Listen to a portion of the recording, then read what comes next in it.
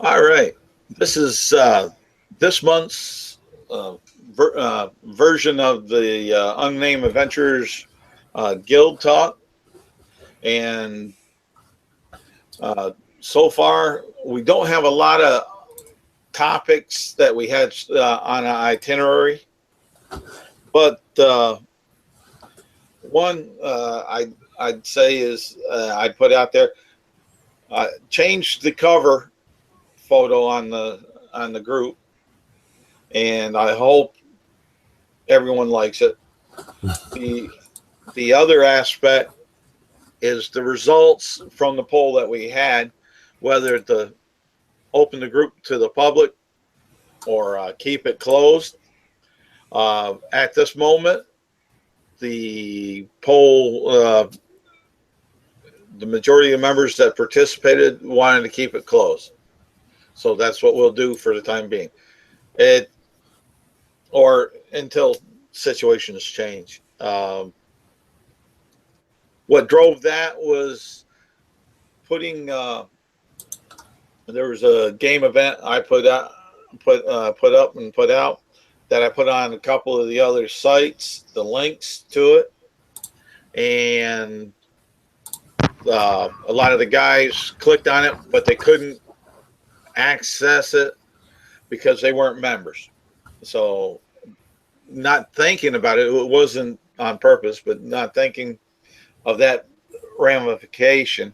So I went and I opened it up until after that adventure, and then I posted the poll in the meantime to see which way the group wanted to handle it. So, and the outcome from that was right now they want to keep it closed. The majority. There were some to have it open, and but want everybody to know that their voices were heard if they wanted to use them. Welcome, Caius. Hello. Um, Hello. so with that, right now, I don't have anything pertinent, uh, earth shattering, but any you guys have any questions, suggestions, input that you'd like to share with the rest of the guild?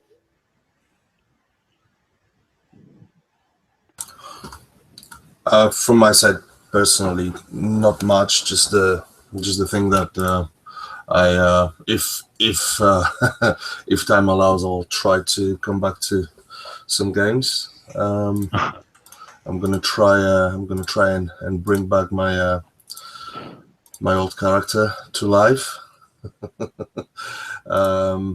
Maybe I'll think of some. I'll think of some story. Where he's been and what he's been doing in the meantime, because it's been a while. I don't know how. I can't remember when was the last game I actually played, but yeah, it's been a while. So that's the only thing. I'm more here just to listen, as I said previously, than anything else. Well, um, yeah, it's actually you can find out the last one if you go over to on the site on our page, and if you went back and found the video of the last game that Conan played on, and I think it's up there. I'm pretty sure it is, but it'll give you a swag at where it was, and as far as that, if it was that important to you. And that's the other reason why we try to save as many of the videos and put them on our site as we can. There's certain limitations we found out with the converter to do that, because if it's 4 hours or longer, you can't do it. And there was another technical thing that didn't allow it. But the majority of the ones we've got up there, I got to get back up on the one laptop I used to do that, to get caught up. I think there's a handful, but if nothing else, you should be able to see them all if you go over, and not to push my YouTube channel, but I believe all of them are over on the YouTube, especially the ones that are longer than that. And if they're not on mine, they're on Ty's or they're on Dan Harsh's, because there's a couple of each of ours that we couldn't translate over as far as that. So out of those three folks that DM'd there, because I don't think Matt, I think Matt's is up on there or was short enough for me to put up there, and I may not have, but Matt ran, what you run, 1 or 2 so far? Ran 1. I'm kind of stalled on the second one, so. Okay. Well, I'm not trying to throw you under the bus on that. Just letting, like I said, folks that aren't able to make it, they can see, they can get caught up. They know the avenues as far as that. And if you need the links to the individuals' YouTube pages, you can look up for Ty, it's Ty Johnson, Dan Harsh, or Matt can give you his. So what you say? So what you're saying is that Matthew here and Don Harsh are running games along with you as well. Okay, cool. Yeah, and Ty Johnson. We were getting overwhelmed. I don't want to say overwhelmed. We got a nice player database. Okay, cool. That sounds good. Yeah. And if we had all of them wanting to play at the same time, we'd have to have even more DMs than what we got, and to be able to run games and such. That sounds amazing. Great. Yeah. But we haven't run into that problem too much. But the channel I use that has the video of me running a game is the Unnamed Adventurers Guild. okay. I kind of made it as a group account for DMs to use and then make a centralized location, but it seems like I'm the only one that's using it. Well, to be honest, I forgot all about that. That you set it up that way, Matt. My bad. Yeah. Yeah. I sent you and Ty the password in a Facebook message. Okay, I'll have to try to find. I'll have to find that again, and I'm gonna have to write that down and try to utilize it in that way, because that's a cool. There again, the other aspect of this is trying to get the folks that want to be more involved and bring things forward, to give them that free hand, because it's not a sole person's entity. Yeah, I made a Discord server as well, but no one's using that either. Well, to be honest, I really don't know a lot about Discord, and I don't know how it plays in. And being an old fart and a creature of habit, getting involved with the Google Hangouts has been really my go-to, and I've been pushed some on the edges for Roll20 as far as the use as a player, because of Caius and because of Alex P. Alex really likes Roll20. Not from what I see, not a bad product. There's been a couple other. It's actually pretty good. I've tried it. I've tried it myself, and I must say that it's like I understand that once you pass the technicalities, it's a really good tool for DMs and for players. Yeah, definitely. I would say their recent server latency could use some work. But the Roll20 I find right now, since they did away with Dice Stream and Roll20 directly off of Google Hangouts for your dice roller, is I still find Roll20 a very usable application for that. If you bring it up in another window, or if you do kind of like I've been working with the XSplit, which does put it up in another window. And you can use that aspect there if you don't have dice and you want to do or want your folks to use a dice streamer.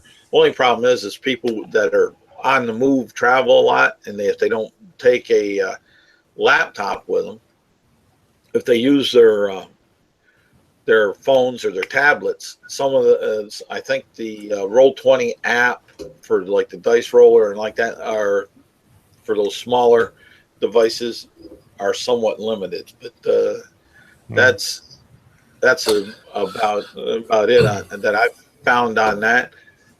The way that Caius has used it in the Greenest Adventures that I've been playing with, that he DMs,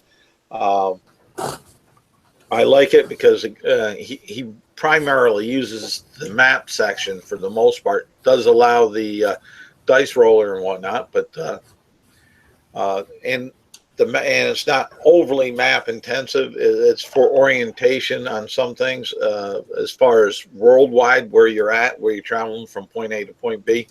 I don't think we've used it in his game where it's been an actual dungeon where you went 5 feet by 5 feet by 5 feet with the hallways and like that. There's a couple DMs I played with that used it that way, where you're actually moving your icon around, and it was useful. It was very useful in the combat section because it minimized confusion.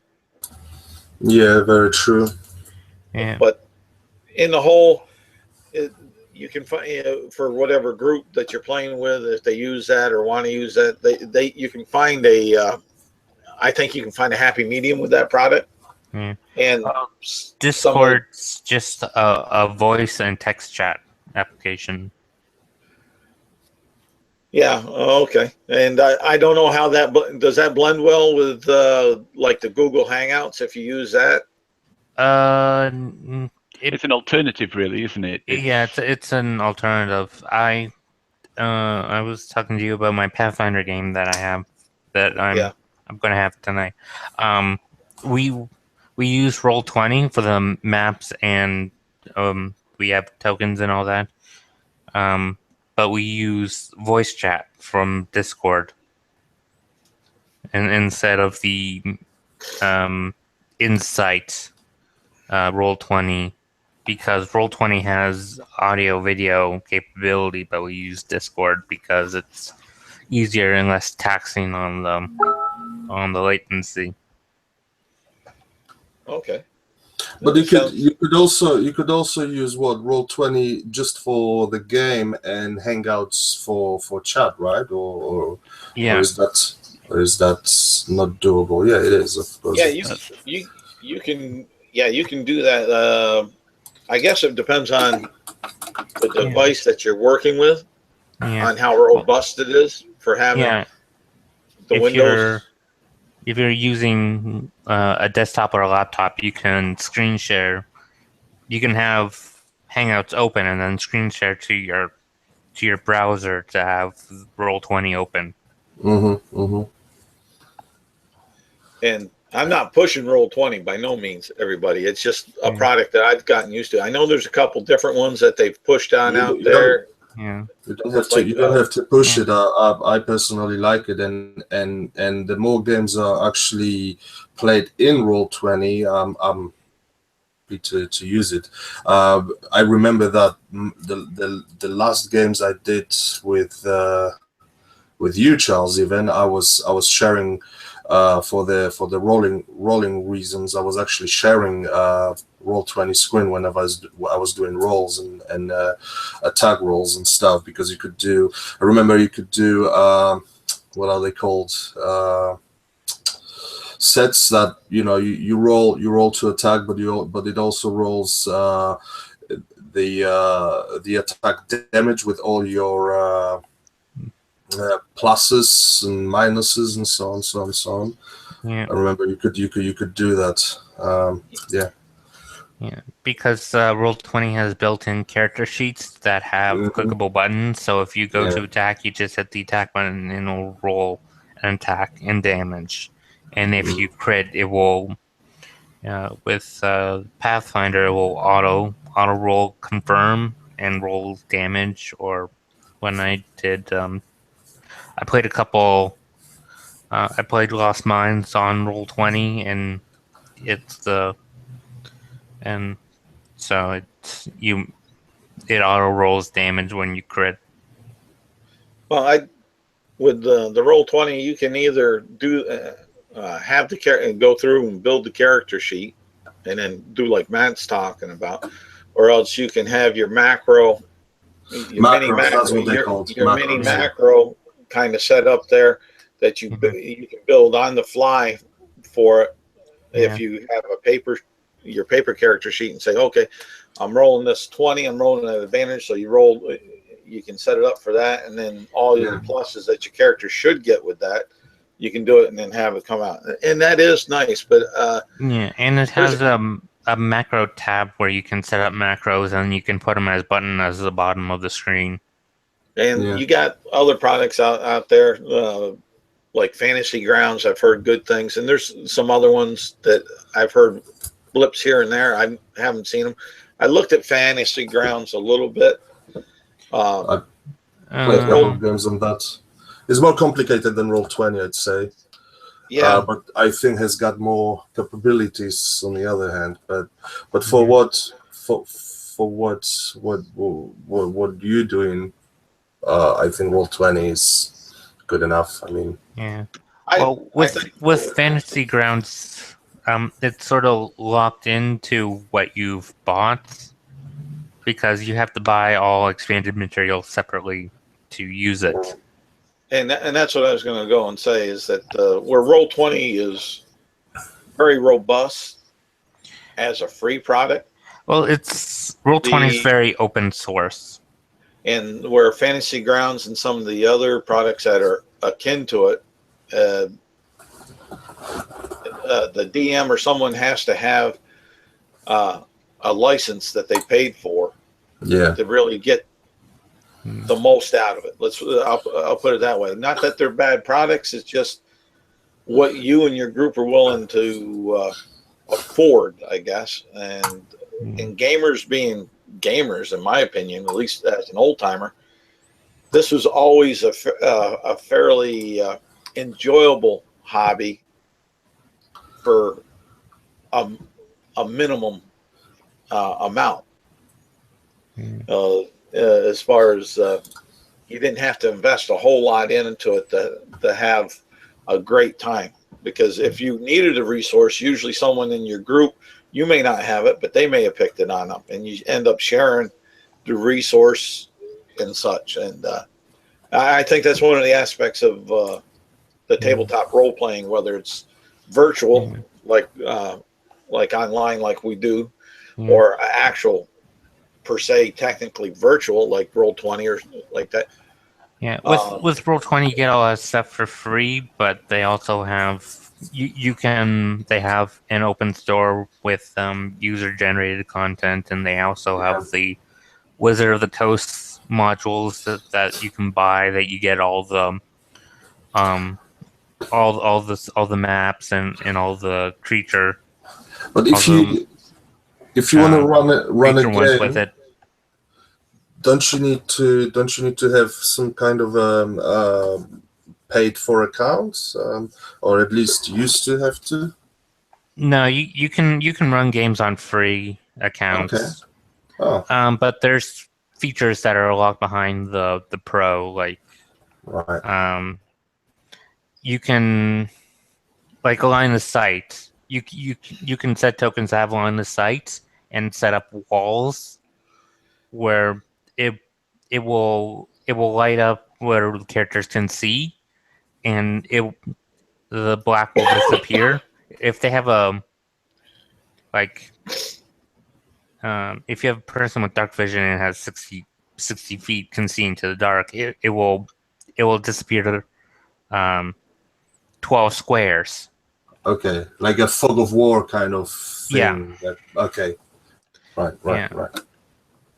And it won't, if you set up the walls, it won't just light up everything around the token. It will it will, if it's a passage, you won't see into the rooms until they open up the rooms. But that's with a subscribed account. See, and what I'm going to say here is, And you don't have any ads with for the group and whatnot, whoever's DMing, if you like a particular product, let me put it that in that form. Like you're talking about, you like the Discord because the latency and the interlacing is better for the audio, and like that. However, you like to set up the games. When you run the game, set it up with that so the rest of us can get used to it. If we want to jump on in and play and see how it works and like that, and because you as the DM, if you're setting it up that way, don't go out of your I hate to say it this way because for the intent is what I mean. Don't go out of your comfort circle on this issue. Play within your comfort circle and try to draw the rest of us on in so we are comfortable with that product or get comfortable with it, so we're not so standoffish. Because I know I am on certain things, like I was talking about with Discord. I had a Discord account. I don't know if it's any good still. Or if I deleted it. I tried it a couple times, and it was really early on. I mean, this is like a year or so ago. Yeah. And Discord has done a lot of updates. And I said, I can do the same thing, and I thought the quality was the same with just the Google Hangouts and like that. And if you got someone that's really strong in Roll20, that loves Roll20, push that. Someone that has to deal with fantasy grounds, if you want to run a game within that, I always defer to the DM on 95% of it, because I do feel that whatever products we put out as a guild, they're going to live and die. And I talked to you, Matt, on that before.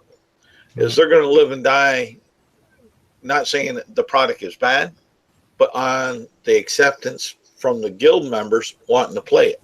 If they like it, they're going to come back and want to play and play and play on it. If they're not overly crazy about it, they'll be cool. They'll be lukewarm or cool about it. And this way, we can help expand our base and not disenfranchise them if they say, "Hey, I really like Roll20, and we got someone that plays or DMs Roll20 a lot." Then we'll be servicing, for lack of a better term, that niche of our group and making them feel more comfortable.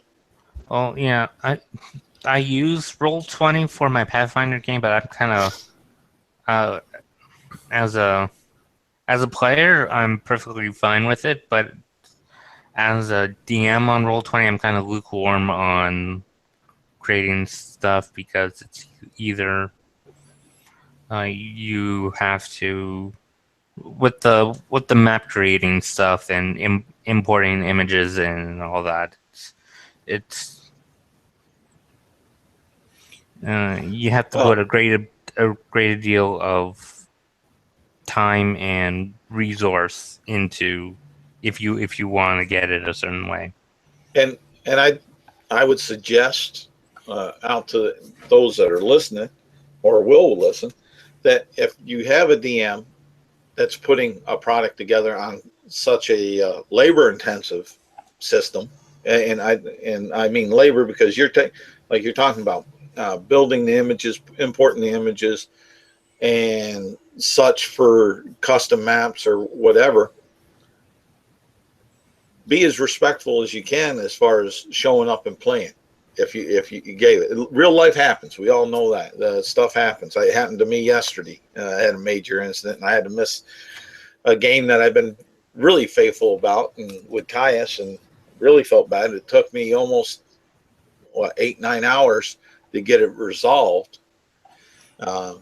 As far as that, and I ended up missing a session, which I rarely do unless something really tragically comes up.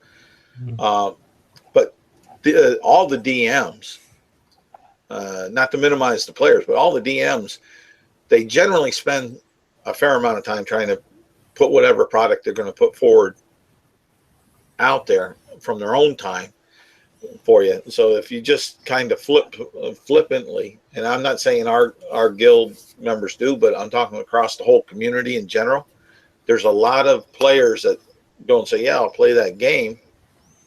And then when the DM goes to run it, you see them jumping through hoops 30 minutes out trying to find a filler player because someone dropped out and didn't say nothing at all, or said at the last minute, hey, I just don't feel, I don't feel it tonight, so I'm not gonna, whatever the case may be. I'm trying to use hypotheticals. And that's a little disrespectful, one, to the group that you're playing with, for the most part, whether it's a one shot or a campaign, and to the DM for the time they invest. I would just suggest respect the group, the DM, if they, especially like Roll20 Fantasy Grounds or something along that line. Yes, it is. If they put out a quality product, it's time intensive on there. When you get a slapjaw guy like me, which has been playing a lot of the theater of the mind and just little pop-ups here and there, I can adjust and throw things together a little bit easier and faster. But the ones that really get intense with it, they spend a lot of time. There was something that floated on my mind, and I done lost it. And so I'll let the rest of you pick up if you got input on things here on this subject line or something else.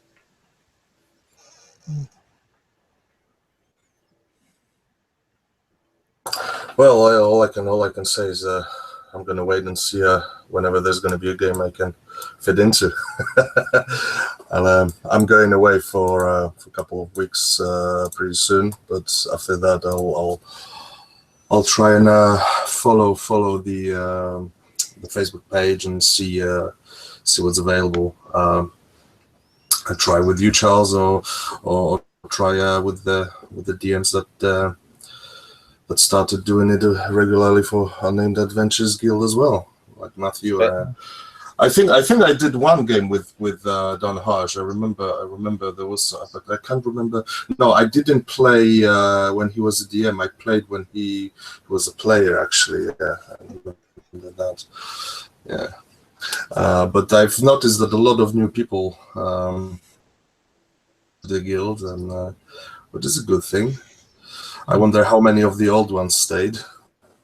Well, we have a couple that dropped on out for a few different reasons. As far as that, we do have one individual that we I don't want to say kick to the curb, because I always have hope. He was somewhat disruptive and caused some anxiety with some of the players. However, okay, interesting. The irony out of that is that when we did address it to him, and there wasn't much of a change at that time, and we addressed it to the guild members that had issues. At the end of the day, most of the ones that had issues left anyways. So at this point, it made my feelings that they had towards the other individual a little less bearing on things, because they said, well, if he stays, I'm going to go. Well, we had him go, and there was a few that went anyways. We got a lot of, and if you look over in the files tab with the roster, you'll see that what we did we have a spreadsheet, and we got active and inactive. And that was more for a DM tool, so you can figure out about what the base is of the ones that have been playing, so you know what you're drawing from. And by no way, shape, or means does it mean that if on that tag that you're inactive, that you can't play, you can't join, and like that. All it is that you haven't had the opportunity and such. And when you were talking, it came to my mind, of what I was thinking about mentioning here too. The reason for the we're trying to have at least one game a month Well, with the if Unnamed Adventurers Guild, and so we didn't burn someone out and like that, and also a lot. That's the other reason why we had different DMs show on up the DM and within the world of Areawood and like that, and they have their own storylines that kind of merge and divert and dissect in different places from the whole thing. So it's more like, in the best way to put it, it's kind of like a simulation of the Living Greyhawk, but not verbose or verbatim. Mm-hmm. Okay. Sounds good. Yeah. Any input, guys? Oh, sorry, Matt. The thing about the active players is if most of the active players are that have characters that are between levels 4 and 6, you can sort of gauge your adventure around using creatures that they would be able to overcome at that level instead of using because a lot of adventures there's a lot of level 1s and 2s and 3s, so you kind of can't you can't really throw a giant at them and expect them to overcome it. I did. There was a lot of healing going on, and I love my dragon. If Caius wasn't there, it was going to be a TPK if we didn't get away. But I have, and myself, to be honest, I'm not as bloodthirsty as I used to be, because we would have had TPKs.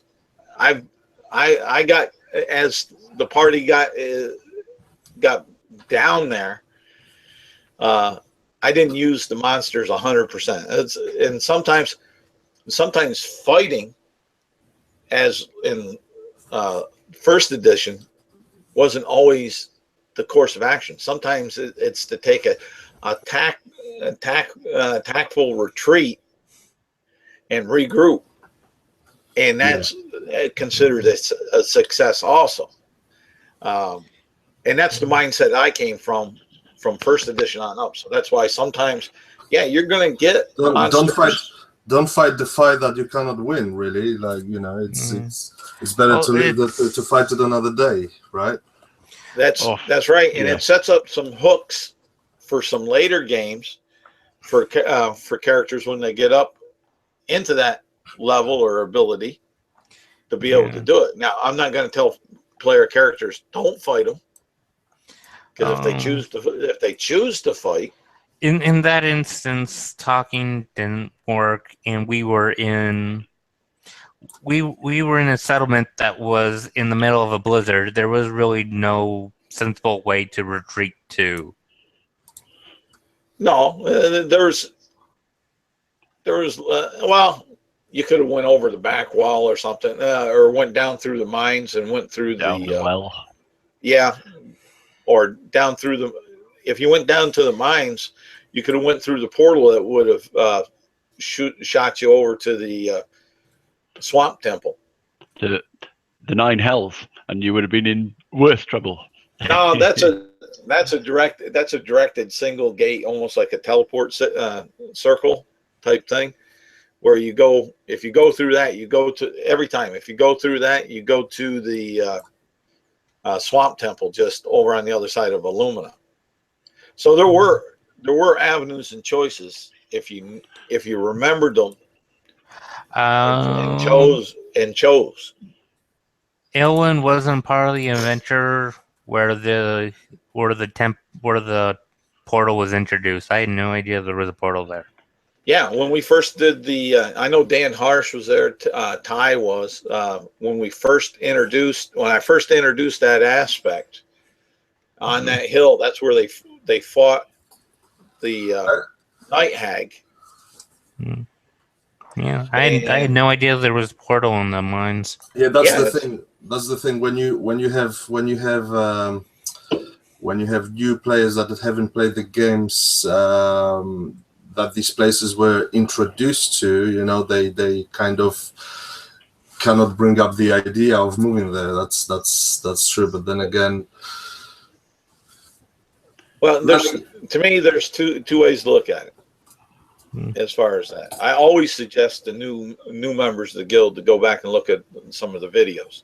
But there again, that's kind of like metadata, meta information.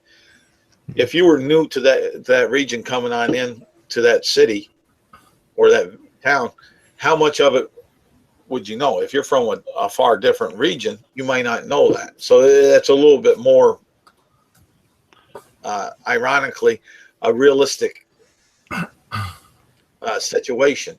Even though it's a fantasy game, to use the term realistic is ironic to me. But it's difficult sometimes from either from a DM point of view or a player point of view. It can't ever be perfect. It's either one side or the other. But you could always took 50 foot of rope and went over the back wall.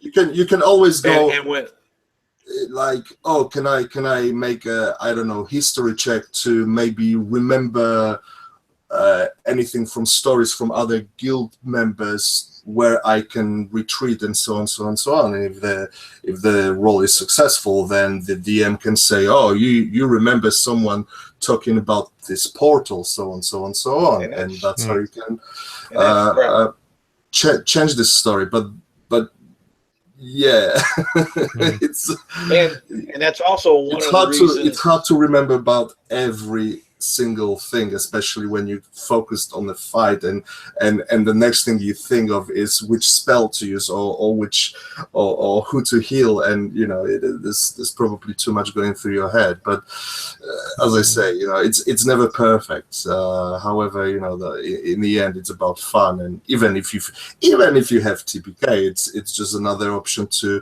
create a new beautiful character, right?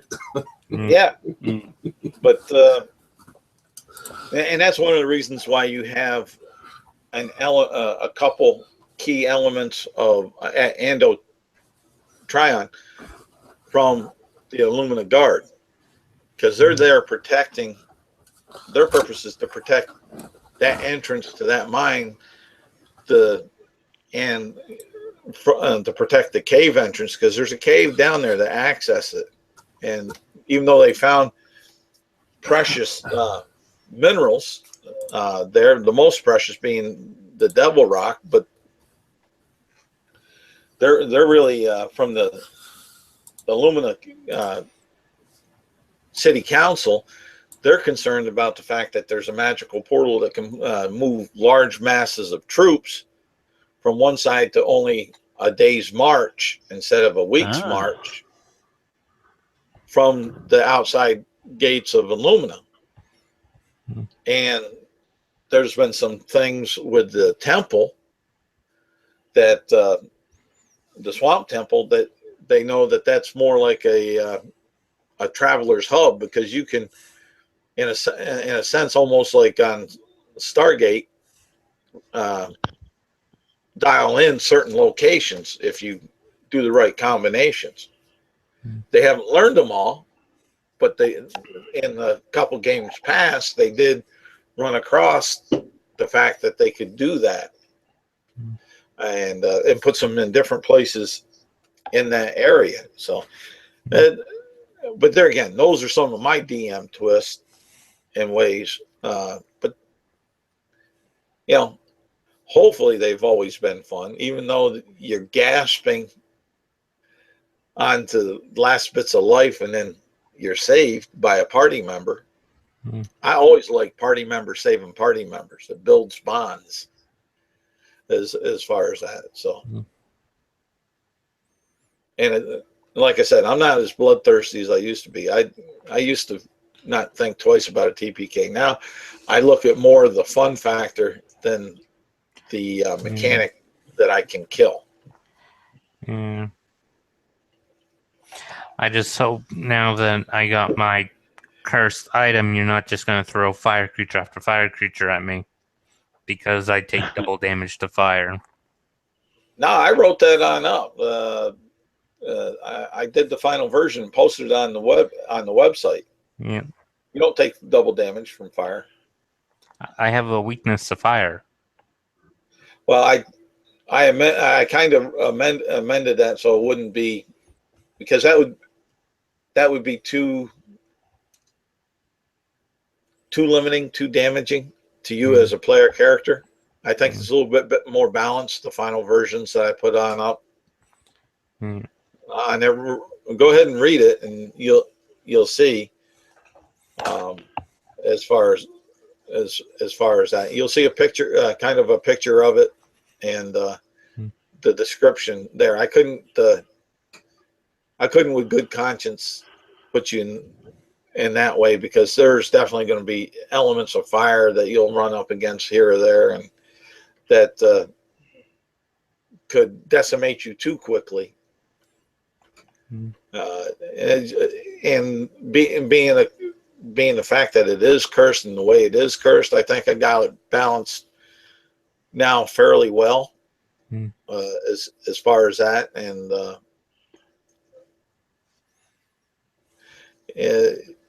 we can talk about that after you look at it and like that. We can bring up certain things.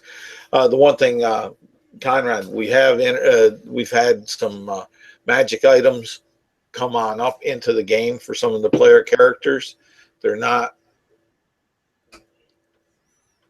OP, I don't believe, because as much as they give you something on the ones that are out there, for the most part, there's something that's being kind of hindering to balance it off. So you're muted. I noticed. That's actually pretty cool. Yeah, it's I believe that's what magic items should be like, in a way. I mean, they well, maybe not entirely, but if it's a powerful item on one side, there's always should be something to balance it with. Yeah, I agree. If something gives you +3 to attack, for example, maybe you should get a lower defense because of that, and you see, and it takes down your AC, things like that. Yeah, it's not a bad deal. Let's put it this way.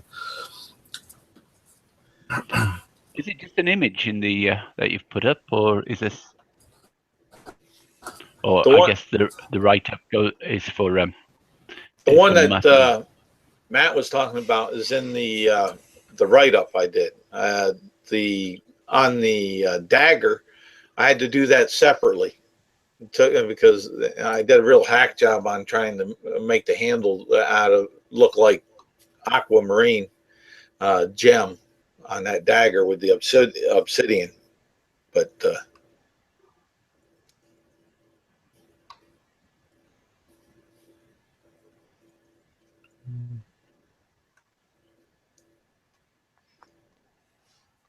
But hopefully, everybody is liking the course that the guild and the adventures are going. I think my first magic item I gave was to Vincent, there, his barbarian, and all that was kind of like a sort of oath, an oath sword. Sort of, and that's in the files on how that is. It doesn't give you pluses to hit or nothing. It is magical because you make that oath, and it holds you kind of to the oath. But with that, I also, in the write up on that one I did, that should be in there, was that it also counted as a magical weapon for when you attacked beasts that required of it. So there again, the balance. So the curse on the item can't be removed, even with remove curse? Cursed magic items, and here again, going as raw in 5th edition, you cannot remove the curse of the magical cursed item by the rules. You do the remove curse. It lets you break the attunement if it takes a tune, or it gives you a chance to get away from it. But there again, like I put in on those items, it's instead of just automatically you're released from it, because your psyche that on those particular items is that this was given to me by the gods. So why do I want to try to get rid of it? I got someone cast and remove curse on me, but I don't feel I'm cursed. So you have advantage on getting away from it on your DC roll, but you're still going to make a DC roll. You can do that as many times as you got clerics or whoever with that, or like I said, a greater restoration or a wish spell.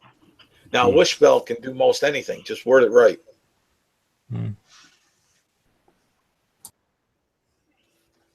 But then again, the balance. I mean, you're getting 35.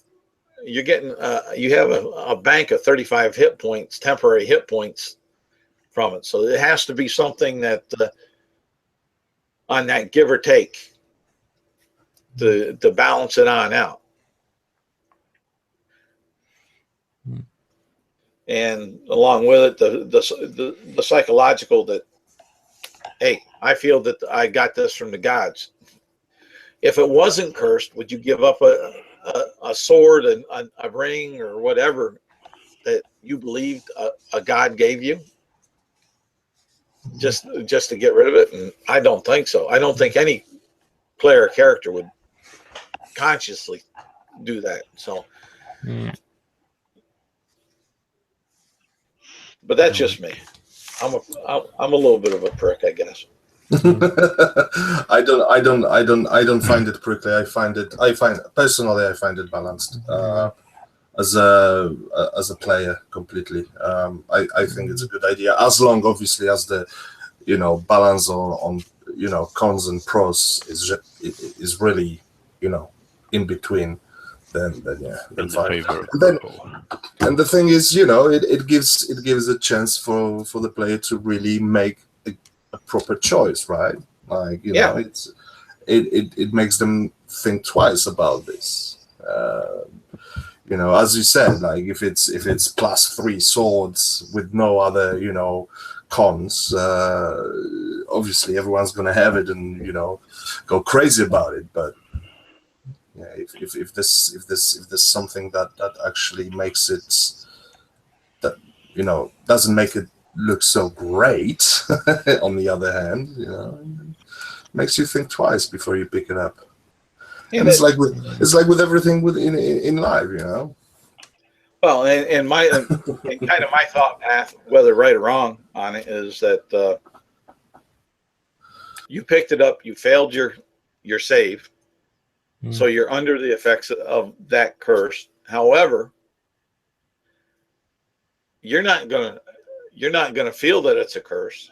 You're not gonna ask for a remove curse. It's your party members that sees whatever deviation by that curse that may have to strap you down and cast remove curse or greater restoration or wish to get you righted out of that.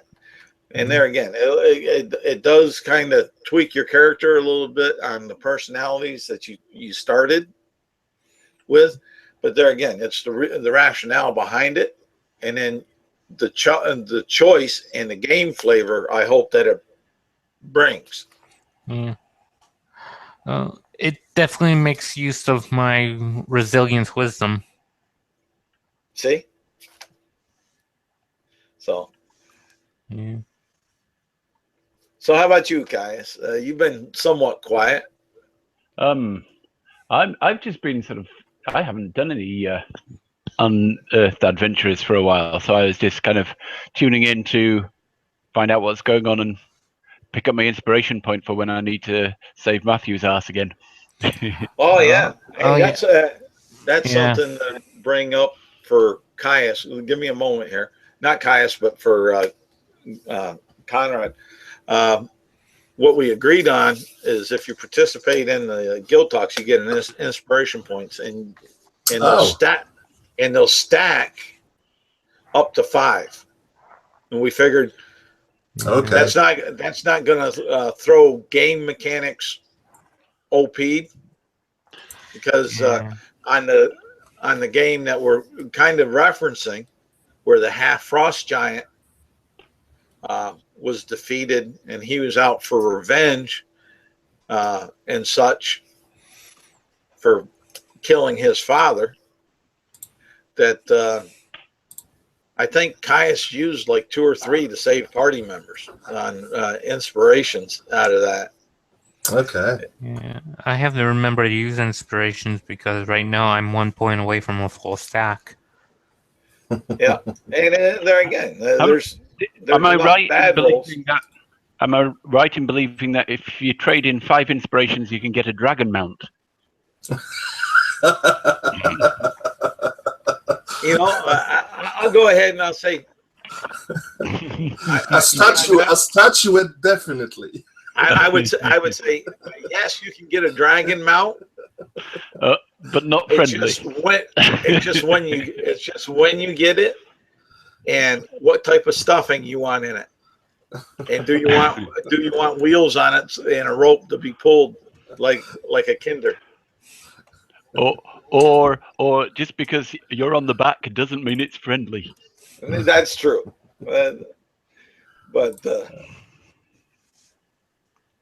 but there again, the up on the inspirations there, in my mind, and when we agreed to it as a guild, was there to because of some of the situations, it benefited the player characters over the monsters a lot of times to keep the fun and the element, like in a lot of fantasy books where the heroes at the last moment gird themselves up and pull something out of their butt. I think I only used 1 inspiration point before, and it was to correct someone else's 1. Yep. Yeah. And well, that's a good use. That's a very good use. Yes, it is. But yeah, back to you, since I rudely interrupted. But I wanted to get Conrad kind of up to speed on that where we were talking, so he wasn't left in a fog. And and with some of the new members we have, if they see this, it will also get them caught up. Okay, so I just brought up my old character sheet here and put myself 1 point of inspiration then. Cool. Lovely. Oh my god, I haven't seen this for ages. I have to there's a whole backstory here. I have to read on it. Oh my days. And just as a word of warning, if you're watching this on YouTube land, that doesn't count. You don't get a point of inspiration for just watching it on YouTube. No, you got to come and participate. Yeah. Even though if Elwyn does go down, I have multitude of characters that I can pick from to use in the next one. Oh yeah, and there again, my aspect that I've been looking at this so much on is more of trying to make that fantasy story and those heroes that are I like flawed heroes. Yeah. They're still heroes, but they have their flaws, they have their failures, they have their successes. Instead of the stereotypical Prince Valiant comic strip story, riding in, guaranteed to win, guaranteed to get the fair damsel and ride off into the sunset, so to say. I think it's, to me, more heroic seeing the character flaws and seeing how the party gets around them, above them, and through them, at the battle and win at those final battles or mid battles that are important. They may lose a small skirmish, but they win the out and out battle. I like seeing that. I like giving the advantage for that myself. Mm.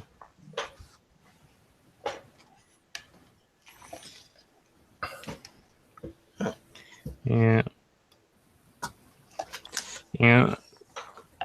Well, Whenever L1 goes down, I have a blade singer in the wings.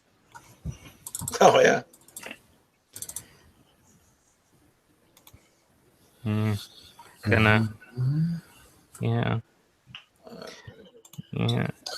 Oh, I Yeah. even have one healing potion left. God damn. Excellent. Yeah. It's gonna be an 18-2 wizard fighter.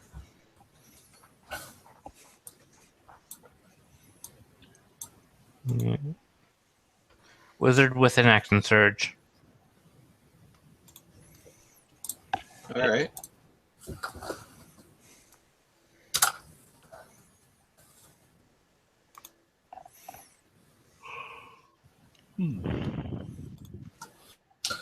Oh, I'm gonna have to go through a whole guide again and read up on many things.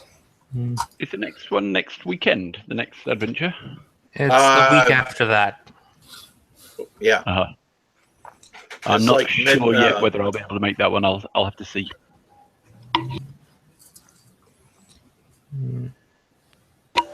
It's like mid-month there. In fact, here, let me see. Go over here and double check it. It's Saturday, June 17th at 1 p.m. Eastern Standard Time. Yeah, it's at the exact time I'm going to be having my barbecue. If it was a couple hours later, it would have been fine. But Well, I mean, it's okay. Yeah.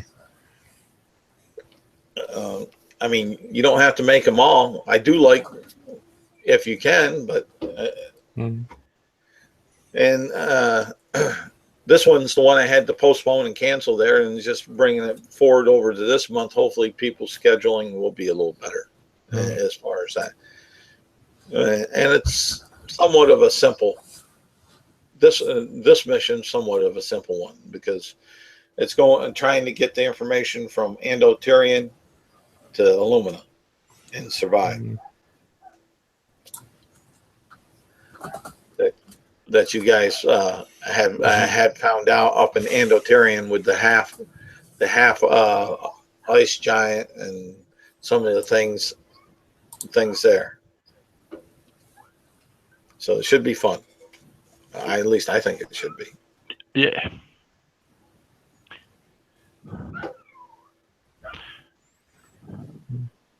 It's always fun. But I always enjoy it. any questions, issues, suggestions, or something?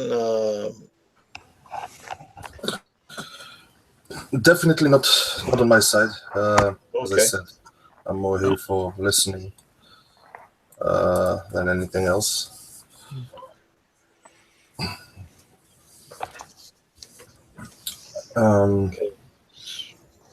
Yeah. The only thing, but that's maybe just privately between yourself and myself. We could go through once I basically go through some of the last games and my last game. Maybe we could have a chat on what happened in between. Maybe you could just remind me of a few things regarding my character and future games with the character. But that's all. Okay. But as I said, that would be. I think on one or two of the games there, you'd have to listen quickly. I think your character was mentioned on a couple things that he was either working on with some of his old soldier contacts, And, there was something like that.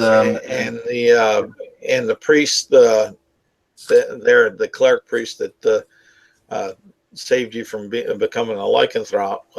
I think there was still some repayment that you're doing that was mentioned. There was a repayment, and the last time I went there to repay the last payment, the priest said that it's been already paid. It was 100 gold pieces, but he didn't want to tell me who did it, and I was trying to find out who did that. Yeah, and you could, and we can work that into the backstory that you're going through. With the contacts and soldiers, that was with the coming battle between the Dark Forces and Illumina, that the Illumina was going to be attacked, and I was Conan was trying to get some information about that, and then obviously he disappeared and never played again. No, he just there again, like on the downtime type things. There were certain things that you were doing or looking for, researching. I do have, and I've had this actually idea in my mind for quite a bit. It was still even while I was playing with the Conan character.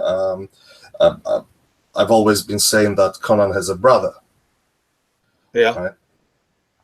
And there's a story to Conan's brother, because I wanted the reason for that was that I wanted to bring a second character to the game, and that was going to be Conan's brother.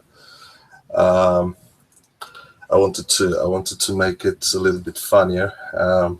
So the idea is Conan's father is a human, obviously, and the mother was orc. Conan's brother is actually half elf. Okay.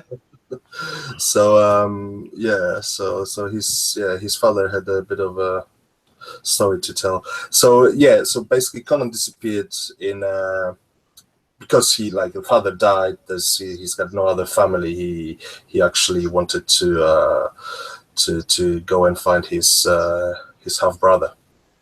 Oh, that's fine. So that's gonna be the actual side story to it. Oh, that's cool. So we'll see how it works out. You should have a dragonborn and a tiefling as well as half brothers. Well, that wouldn't work, because you can have a half orc and a half elf as half brothers, but it would be a little bit difficult with the dragonborn and halfling. It's doable. Some kind of relationship with a dragon, and it's possible. That's the thing. Your father's quite a person. Yeah, he was. Oh, he was. So that's the story. That's the story. The beginning of the story. Yeah, we can sit down and talk about that once you get to the point that you want to. Yeah. We'll talk about that. I've got a lot of things here to actually go through and remember. But that's that. And hopefully, like I said, hopefully the videos will help you on that. And you can, and if you watch them all, it definitely gets you caught up with the way the world has adjusted somewhat in certain areas, especially with a couple new towns that were brought out and like that, like with Red Gill, and then you had Atlas's Hammer or something like that. I'd have to look at the map there that Dan Harsh brought out for his dwarf that's up in the One Mountains, and the evil magic shrine that was brought out. We got an outpost there. We got a druid hangout over by Stor's Mothers, the Earthen Brotherhood, and they're sounds like a lot, actually. as far as that, I think we've been having fun with the different people and with the Kuatoa cave and Claude there with his ever-changing reincarnations, tree hugging dwarf wannabe elf ranger. Okay. Like Good. I said, I think the storylines, the arcs that all the different DMs have brought on into it have played very well. And what amazes me the most is there has really been very little crosstalk between the DMs, and how well the storylines play with each other, I think, is astonishing. That sounds really good. Very good. Very good. And then on top of that, I have my Airywood game I've been somewhat playing that's changing some aspects in some of the political dynamics and like that. That's a non-guild game, a little set up a little bit more traditional. And right now it's we're hunting down. We have them hunting down an assassin that's using this other Assassin's Guild's name from another town, and the grandfather, the head guy, is PO'd at that and wants to get justice. So you got another game within the worlds, but running separately from Unnamed Adventurers Guild. Is that what you're saying? Yep. Okay. Yeah, and because they have aspects in Illumina, and they have aspects in Andotrillion and like that. And you don't use any of the characters from the guild at all? You can. Oh, you can. Could, but okay. But, I started that arc at 5th level, and with the aspect that you're working for this Assassin's Guild, right at the moment with this particular arc. So we have a paladin or two, I think, or something like that in that one group, or that have been in that group. And all I asked for them is explain to me how this paladin, or why this paladin is working for an Assassin's Guild. Now, this Assassin's Guild's not evil, but it is lawful neutral. Okay. Because any organization like that has to be lawful of some sort, because they set up a series of rules or code to go by, which is lawful in my mind. You can create a paladin on that basis. I'm pretty sure you can think of many things. It doesn't have to be a paladin, but I just use that as an example. I have a level 5 assassin rogue in the game. Mm. So we got a couple of wizards that are in on it and like that. So I'm not being discriminatory by the classes, because each class can work within that, because you're being hired for a special ability or trait that you're offering for this mission, to track down this imposter and bring back the justice. I mean, a ranger, a bounty hunter, witch hunter, they all could conceivably be hired. Doesn't mean that you got to belong to the guild, but why are you working with or for them? It was how I put it to the players. You can be a part of the guild if you wanted to be, but it's just, there again, they help create a good, strong character background and concept to add to some of the choices that you'll have to make. No, it makes sense. Makes sense. And right now they're headed, I believe that group is headed to Red Gill, or ended in Red Gill, and which is like I think the last part, hopefully the last part of that adventure on that story arc. And then there'll be another of some sort. I'll probably run out of there. And I did that so it'd give guild members and non-guild members opportunity to play in Areawood, help develop certain undeveloped areas of Areawood, and not necessarily be set at a, well, like we do with the guild where you start at level 1 and work your way up. This one you can come in at X level and then we'll go from there. Cool. Well, I'll be I got a split. All right. It's been a while. And I've got a few other things to do before tomorrow and work. So thank you very much for having me. Oh, and a no lovely problem. conversation. And I hope to catch you sometime soon. Yeah, Yeah, always grand, man. Thanks very much, guys. Cheers.